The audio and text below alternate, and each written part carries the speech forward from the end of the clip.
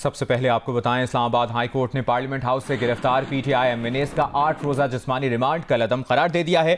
سماعت کے دوران چیف جسٹس عامر فاروق نے کہا کہ ملک کے حالات دیکھیں، پارلیمنٹ کے اندر گھس کر ارکان کو گرفتار کر لیا، جو کام پہلے اس ہائی کورٹ میں کیا تھا اب پارلیمنٹ میں کر دیا۔ پارلیمان تمام اداروں کی ماں ہے، کیا کسی ادارے کا وقار باقی نہیں رہنے دینا؟ آخر کر کیا رہے ہیں؟ جسٹس عامر فاروق نے کہا کہ آئندہ ہفتے پارلیمنٹ سے گرفتاریوں کے خلاف درخواست سنیں گے۔ اسپیکر یہ معاملہ دیکھ رہے ہیں، مگر یہ عدالت بھی معاملہ سن سکتی ہے۔ اس سے پہلے سماعت کے آغاز پر پروسیکیوٹر جنرل اسلام آباد نے گرفتار ایم این ایز کے خلاف ایف آئی آرز پڑھی تو چیف جسٹس اسلام آباد ہائی کورٹ نے کہا کہ کریڈٹ دینا ہوگا، بڑے عرصے بعد اچھی کامیڈی دیکھنے کو ملی ہے۔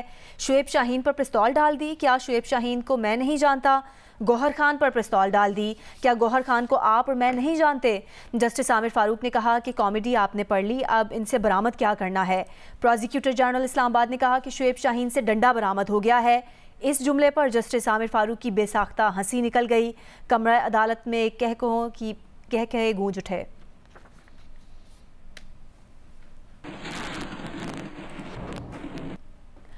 وزیر دفاع خواجہ آصف نے کہا ہے کہ پارلیمان پر حملے کی کسی نے حمایت نہیں کی، مگر پھر بھی کمیٹی کے اجلاس میں یہ لوگ شروع ہو گئے ہیں کہ ہمیں مکے مارے گئے، اسی لیے وہ اس کمیٹی سے علیحدہ ہو گئے ہیں۔ قومی اسمبلی سے خطاب میں خواجہ آصف نے کہا کہ یہ کمیٹی کسی پارٹی کا بیانیہ بنانے کے لیے نہیں، پارلیمان کی بیانیہ بنانے کے لیے ہے۔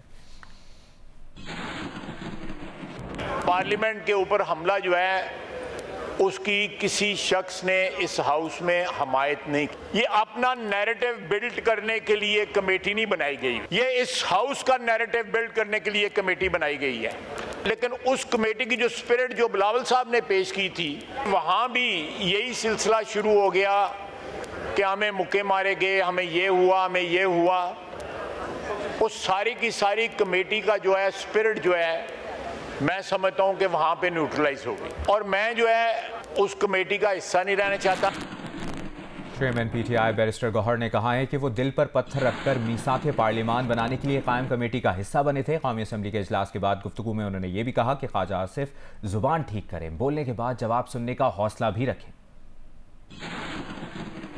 یہ کمیٹی نہ تو ہمارے الائنس کی ہے، اور میں نے کہا خواجہ صاحب اور سب کو کہا کہ نہیں، یہ کمیٹی ہماری ٹروتھ اینڈ ریکنسیلیشن کمیشن ہے کہ ہم اس ڈسکشن میں جائیں کہ کس حکومت نے کتنا اچھا اور کتنا برا کام کیا تھا، کس حکومت نے لوگوں کو زیادہ ستایا اور کس نے کم ستایا، کس نے ایک دوسرے کے پاس زیادہ کیے۔ تو میں نے تو یہ ریکویسٹ کی تھی، برائے مہربانی اس کو اصل ایشو کی طرف لے آئیں اور آپ اصل ایشو پہ بات کر لیں۔ میں نے کہا خواجہ آصف صاحب، آپ سے ہماری بڑی توقعات ہیں، ہم آپ کی بڑی عزت کرتے ہیں، آپ سے ہماری توقعات ہے، لیکن اگر آپ اتنا دل نہیں رکھ سکتے کہ آپ ہماری بات کو کھل کے سنیں کہ پارلیمنٹ کے بارے میں، پارلیمنٹیرین کے بارے میں کوئی بات کرے، اگر آپ نہیں سنتے تو میری آپ سے درخواست ہے، آپ کا استحقاق ہے، آپ اسپیکر صاحب کو کہیں کہ آپ کی جگہ کسی اور کو نامینیٹ کر دیں۔ مسلم لیگ نون کے سینیٹر عرفان صدیقی نے کہا ہے کہ وزیر اعلیٰ خیبر پختونخوا کا خارجہ پالیسی کو نشانہ بنانا ناقابل برداشت ہے۔ وزیر اعلیٰ خیبر پختونخوا کا افغان کونسل جنرل سے ملاقات کا ہر سطح پر نوٹس لیا جائے گا۔ عرفان صدیقی نے کہا کہ گنڈا پور صاحب اپنا گنڈاسا ضرور چلائیں، مگر خارجہ پالیسی اور سلامتی کو نشانہ نہ بنائیں۔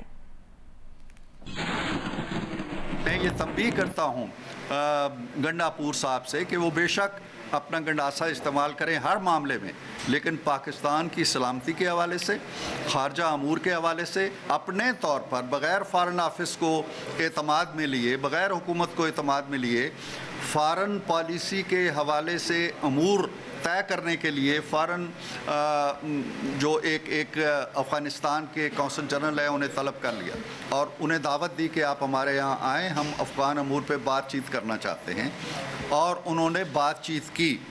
بھائی آپ یہ کیا کرنے جا رہے ہیں؟ آپ کی کس چیز کو نظر انداز کیا جائے؟ ہم آپ کی گالی کو نظر انداز کر سکتے ہیں، آپ کی پگڑی اچھالنے کو نظر انداز کر سکتے ہیں، آپ پنجاب کی وزیر اعلیٰ کے بارے میں جو ریمارکس دیتے ہیں ہم انہیں بھی نظر انداز کر دیتے ہیں، لیکن اگر پاکستان کی سلامتی کو، پاکستان کی سیکیورٹی کو، پاکستان کے دفاع کو، پاکستان کی خارجہ پالیسی کو تماشا بنائیں گے تو یہ ناقابل برداشت ہے۔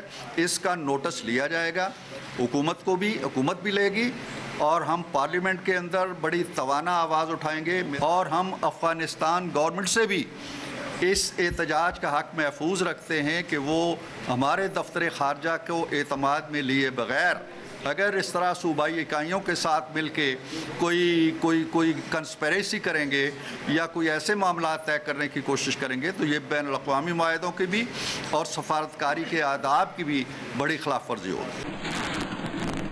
चीफ जस्टिस की सरबराही में जुडिशल कमीशन ऑफ पाकिस्तान का इजलास जारी है। इसकी तफसील जानते हैं नुमाइंदा जियो न्यूज़ अब्दुल क़य्यूम सिद्दीकी से। जी अब्दुल क़य्यूम, बताइए।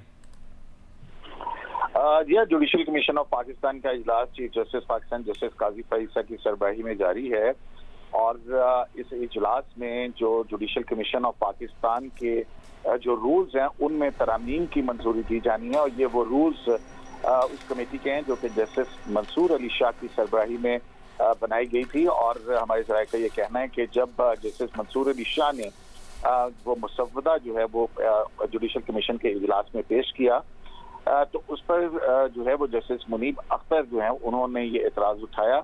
उनका ये कहना था कि क्योंकि एक मरतबा फिर आइनी तरमीम की बात गुज़िश्ता इजलास के अंदर की गई थी तो इस हवाले से जो है वो इजलास को मौखर कर देना चाहिए। ताहम जस्टिस मुनीब अख्तर की इस तजवीज़ से कमीशन के जो दीगर अरकान हैं उनमें से किसी ने इस तजवीज़ की हिमायत नहीं की। ताहम एक ज़राए का ये भी दावा है कि इस हवाले से अटॉर्नी जनरल और जस्टिस मुनीब अख्तर के माबैन भी मुकालमा हुआ और उस मुकालमे के अंदर भी यही आइनी तजवीज़ के हवाले से ये पूछा गया था कि लॉ मिनिस्टर जो है वो बताएं कि तजवीज़ आ रही है या नहीं आ रही है आइनी तरमीम जुडिशल कमीशन की जैसे हैयत तब्दील होगी, क्योंकि गुज़िश्ता इजलास के अंदर लॉ मिनिस्टर ने ऐसा कहा था। इस पर अटॉर्नी जनरल ने कहा कि इस बात का जो है वो जवाब देने का फोरम जो है वो जुडिशल कमीशन ऑफ पाकिस्तान नहीं है। जरा कि ये दावा है कि इस गुफ्तगू के बाद जो है वो जस्टिस मुनीब अख्तर जो है वो उन्होंने ये फैसला किया कि वो इजलास छोड़कर जो है वो चले गए, जिसके बाद जो है वो इजलास जारी रहा और जब नमाज का वक्फा हुआ तो नमाज के वक्फे के बाद तकरीबन आधा घंटा जो जुडिशल कमीशन के इजलास में वक्फा रहा और उस वक्फे के बाद जो है जुडिशल कमीशन का इजलास दोबारा जो है वो शुरू हो चुका है। जी, बहुत शुक्रिया आपका अब्दुल क़य्यूम सिद्दीकी, आपने इस बारे में आगाह किया।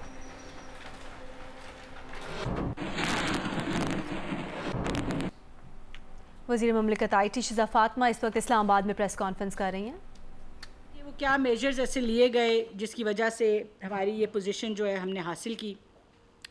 एक तो सर फहरिस्त है कि नेशनल साइबर सिक्योरिटी पॉलिसी का क़याम हुआ और नेशनल साइबर सिक्योरिटी पॉलिसी आपको पता है किसी भी चीज़ का एक ग्राउंड बेसिक जो उसकी बुनियाद है वो साइबर सिक्योरिटी पॉलिसी ने रखी। उसके बाद कंप्यूटर इमरजेंसी रिस्पांस टीम्स बनी, उसके रूल्स बहुत देर से पेंडिंग थे, वो बहुत जल्द बेहतर तरीके से बनाए गए। इसी तरह जो PTA ने अपनी रेगुलेशंस जो हैं उस हिसाब से करनी होती हैं, PTA ने अपना किरदार अदा किया और जो टेलीकॉम की रेगुलेशंस हैं उनको इस हिसाब से जो है वो मोल्ड किया और अडेप्ट किया। हमारी सेक्टोरल साइबर सिक्योरिटी रेगुलेशंस जिसमें स्टेट बैंक का किरदार है, नेपरा का किरदार है और PTA का भी किरदार है, वो बहुत मजबूती के साथ सामने आई। एनसर्ट, national shirt, sectoral computer emergency response teams, उनका क़याम हुआ। जो एक्टिवेशन है ये कॉमन क्राइटेरिया रिकग्निशन एग्रीमेंट, उसकी एक्टिवेशन ने इसमें किरदार अदा किया। इसी तरह पाकिस्तान सिक्योरिटी स्टैंडर्ड्स बने पूरे मुल्क में और अभी भी आप शायद TV पे भी आप लोगों के चैनल्स पे भी उसका इश्तिहार चल रहा है। साइबर सिक्योरिटी हैकाथॉन्स कराए गए और इससे हमने वर्कशॉप्स कराई, कैपेसिटी बिल्डिंग की और पूरे पाकिस्तान में जितने हमारे नौजवान बच्चे बच्चियां हैं जो साइबर सिक्योरिटी में कोई महारत रखते हैं या शौक़ रखते हैं वो इन हैकाथॉन्स का हिस्सा बनते हैं। साइबर सिक्योरिटी हैकाथॉन्स जब होते हैं तो उनकी ना सिर्फ वर्कशॉप्स और क्राइटेरिया वो अपनी कैपेसिटी बिल्डिंग होती है मगर अवेयरनेस बहुत ज़्यादा पैदा होती है हमारे मज़ीद नौजवान बच्चों में, बच्चियों में। साइबर सिक्योरिटी आज one of the top employment opportunities है। दुनिया में सबसे ज़्यादा जो इस वक्त नौकरियां अवेलेबल हैं, मुलाजमत अवेलेबल है, वो साइबर सिक्योरिटी के जो महारत रखने वाले बच्चे बच्चियां हैं उनको है। तो इन तमाम चीज़ों को मद्देनज़र रखते हुए जितनी हमारे बच्चों में साइबर सिक्योरिटी की कैपेसिटी बेहतर होगी, जितनी स्किल्स उनकी बेहतर होंगी, उनकी वर्कशॉप्स होंगी, وہ عالمی سطح پہ اسی طرح اپنا بھی نام بنائیں گے اور پاکستان کا نام روشن کریں گے. اور آخر پہ جو ہماری کوآپریشن کی جو بات تھی، بائی لیٹرل ہو ملٹی لیٹرل کوآپریشن ہو، اس میں ہمارا جو کردار رہا یا ہماری پارٹیسپیشن رہی گلوبل فورمز پہ، چاہے وہ SCO تھا، UN تھا، ITU تھا، ان تمام چیزوں پہ، ICAN تھا، ان تمام، ہم DCO کے اس وقت فاؤنڈنگ ممبرز میں سے ہیں. تو یہ تمام by lateral multi lateral engagements جو ہیں انہوں نے بھی بڑا اہم کردار ادا کیا ہے. یہ کچھ جیسے کہ میں نے آپ کو 5 پلرز بتائے، کچھ ٹیکنیکل ایکسپرٹیز ہے، کچھ کیپیسٹی کی ایکسپرٹیز ہے، مگر اس میں بہت زیادہ کردار ہوتا ہے کہ آپ پاکستان کو گلوبل فورمز کے اوپر کنڈکٹ کیسے کرتے ہیں، آپ پاکستان کو ریپرزینٹ کیسے کرتے ہیں. ان چیزوں کا بھی بہت اہم کردار ہوتا ہے. تو ان تمام چیزوں کی وجہ سے میں آپ کو ایک بار پھر بتاؤں کہ یہ تمام چیزیں جس میں سائبر سیکیورٹی پالیسی ہے، NCERTS کا قیام ہے، پروونشل CERTS کا قیام ہے، ہماری ملٹی لیٹرل کوآپریشن ہے، پارٹیسپیشن ہے، پاکستان کے ہم نے جو سائبر سیکیورٹی سٹینڈرڈز مینٹین کیے، اسی طرح جو ہیکاتھونز کی میں نے بات کی، یوتھ کو انگیج کیا، ان تمام چیزوں کو دیکھتے ہوئے پاکستان جو ہے ہمارے لیے میرے خیال سے پوری قوم کے لیے ایک فخر کی بات ہے اور انڈسٹری کے لیے فخر کی بات ہے کہ پاکستان جو گلوبل سائبر سیکیورٹی انڈیکس ہے ITU کی، اس میں ٹاپ ٹیئر میں، اور میں دہراؤں گی اس بات کو کہ ٹاپ ٹیئر کا جو ٹائٹل ہے وہ رول ماڈلز کا ٹائٹل ہے. ٹیئر 2 کا ٹائٹل جس طرح ہے وہ ایڈوانسنگ جو ممالک ہیں ان کا ٹائٹل ہے، ٹیئر 3 جو ابھی اسٹیبلش ہو رہے ہیں ان کا ٹائٹل ہے، ٹیئر 4 ایوالو ہو رہے ہیں، ٹیئر 5 ابھی بلڈ کر رہے ہیں.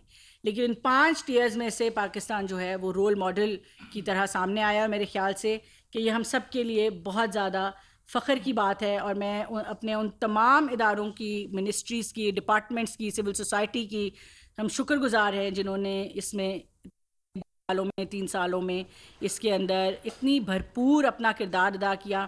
اور سب سے زیادہ وزیر اعظم پاکستان جنہوں نے یہ جو آپ کو 3 سالوں کی بہتری نظر آ رہی ہے، یہ تب بھی پچھلی دور کی ان کی جو PDM کی حکومت تھی اور ابھی کی حکومت، اس کی کمبائنڈ کاوشوں سے ہوا ہے. بیچ میں انٹرم گورنمنٹ آئی، اس کی کوششوں سے ہوا. تو یہ کنٹینیوٹی آف پالیسی جو ہوتی ہے وہ ہمیشہ جو ہے وہ اچھے ثمرات دیتی ہے. اور میرے خیال سے کہ آنریبل پرائم منسٹر کا جو ویژن ہے IT کے لیے، ڈیجیٹل نیشن کے لیے، یہ تمام چیزیں ان کی اس ویژن، ڈیڈیکیشن، PDM کی حکومت میں بھی 2 سال وہ ٹاسک فورس IT کی خود ہیڈ کرتے رہے. امین الحق صاحب اس وقت منسٹر تھے. ابھی بھی وہ IT کے تمام انیشیٹوز کی خود لیڈ لیتے ہیں. اسی طرح SIFC میں، ایپیکس میں، چاہے وہ آنریبل پرائم منسٹر ہوں یا honourable chief of army staff ہوں، IT جو ہے وہ ٹاپ پرائیورٹی پہ SIFC کی ہر میٹنگ میں لی جاتی ہے. اور اسی کے ساتھ ساتھ میں آپ کو اور بھی 1-2 باتیں بتا دوں کہ پاکستان میں پہلی دفعہ گوگل نے انویسٹمنٹ کی ہے، اور گوگل کروم بکس آپ نے دیکھا آنریبل پرائم منسٹر نے اس کی لانچ کی. گوگل کی کروم بکس جو کہ ایک لیپ ٹاپ ہے اور افورڈیبل لیپ ٹاپ ہے، وہ پاکستان میں گوگل نے بنانا شروع کیے ہیں، اور انشاءاللہ وہ جلد مارکیٹ میں آپ کو دکھائی دیں گے. اور انہوں نے مزید جب وزیر اعظم صاحب سے ملاقات کی تو مزید اپنی کوآپریشن، سپورٹ، انویسٹمنٹ بڑھانے کی بات کی.